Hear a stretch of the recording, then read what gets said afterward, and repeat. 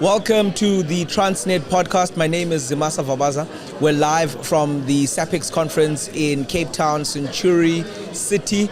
And today we are unpacking Transnet's supply chain strategy, what goes into it, and what we hope to achieve in the future. Now, SAPEX is the South African Production and Inventory Control Society. And the broader message for this conference is forward-thinking supply chains. So we're looking into the future, but also we're looking at what you do today to get us prepared for the future and to get the business going in the future. Now, Transnet is the diamond sponsor for the SAPEX conference, and we're trying to simplify processes and increase supply chain stability. And today I've got the GM of supply chain and Chief Procurement Officer for Transnet Port Terminal, Mr. Moholi Duma. How are you today, sir? I'm very good, thank you. That's very good. What I've enjoyed about SAPEX is how dynamic the conversations have been, and how this very sort of mystified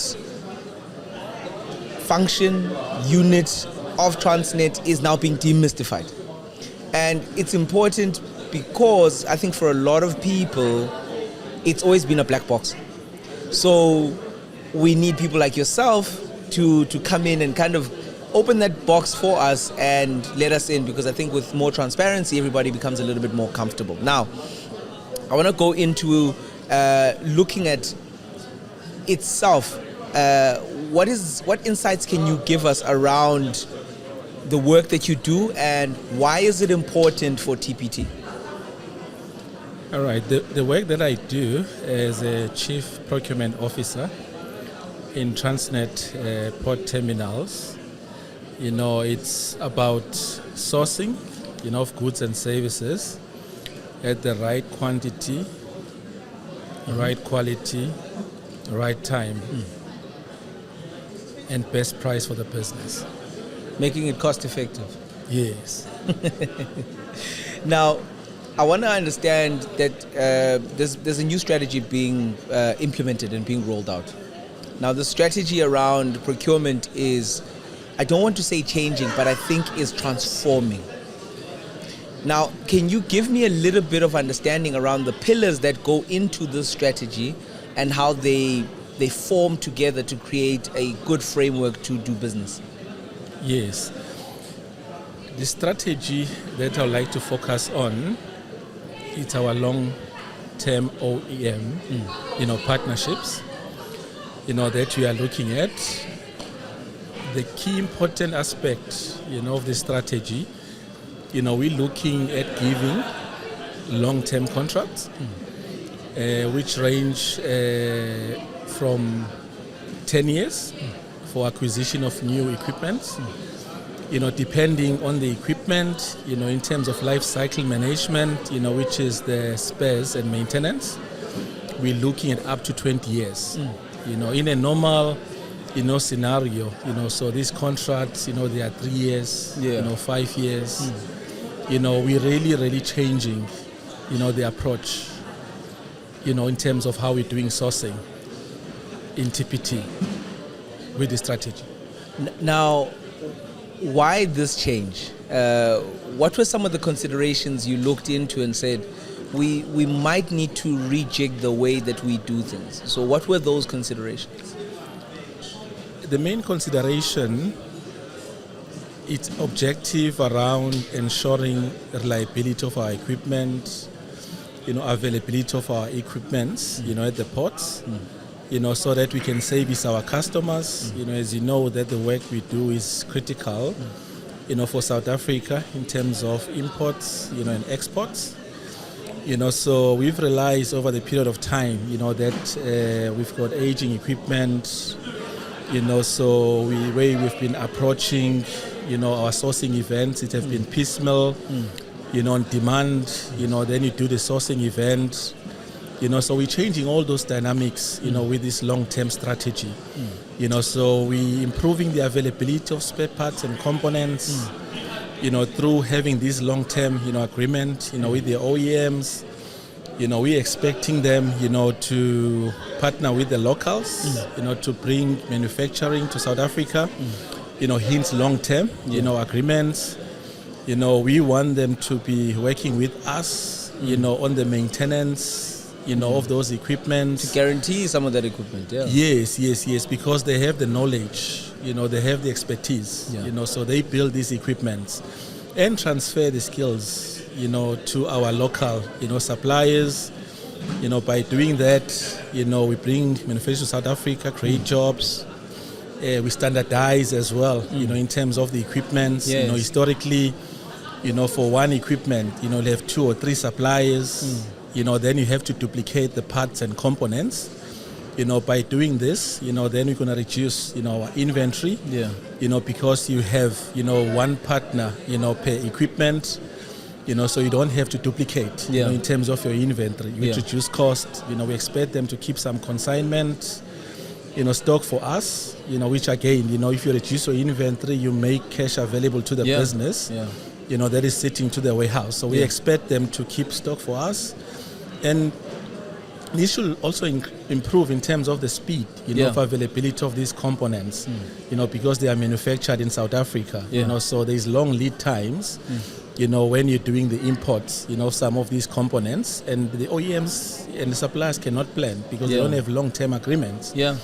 So why should I keep stock for you, if I don't have a commitment, so by us, having this partnership, so we're expecting them, to keep, the parts for us, in South Africa. It brings things closer. Yes, so when the equipment, is a breakdown, then we're able, to respond quick to ensure availability of this equipment, for our ports. Now, how is this, modernization has been a term that has been, I'd say, proliferated everywhere at this conference, and the modernization of the way of work, the modernization of procurement itself and the function. How are you modernizing the way that you work at TPT relative to procurement? Yes, at TPT, basically, so the plan is that, we need to increase the number of these long-term contracts, because if you buy piecemeal, so you cannot be able to achieve the economies of scale. Yes. And we also consolidating the volumes, from all the ports. Historically, so each and every port or terminal, so that we've got Cape Town, we've got KZN, which is the Durban and Richards Bay. We've got Eastern Cape as well. So we'll buy equipment on demand, for these different areas. So going forward, so we're identifying the opportunities where we can consolidate. And give the suppliers, economies of scale, so that they can give us better pricing. And also, making sure that we build the relationship with the suppliers, so that we can benefit, from their innovative thinking, from their new technology. That is some of the aspects we're looking at, them transferring the skills, to the local, whether it's our employees, local suppliers. So this will help a lot, because historically, sometimes, you'll source generic products and they don't last for long. They become a safety hazard, so in terms of our equipment, earlier on I spoke about the right quality. So when you're working with OEM, then you get, that you're getting the right quality. In terms of the space, in equipment. And also this will afford us opportunity, to bring in new equipment, to replace the aging ones. So where you benefit in terms of warranties as well, from these OEMs. So I want to look at this relationship from the other side, for OEMs. What are the positives for OEMs in this new transformed procurement strategy that prioritizes long term? What is the upside for them? For them, they'll be able to increase their footprint in South Africa, because we are looking at manufacturing. It is a long-term agreement, 10 years for acquisition, up to 20 years for maintenance and spares. That afford them an opportunity, to invest, in terms of local manufacturing.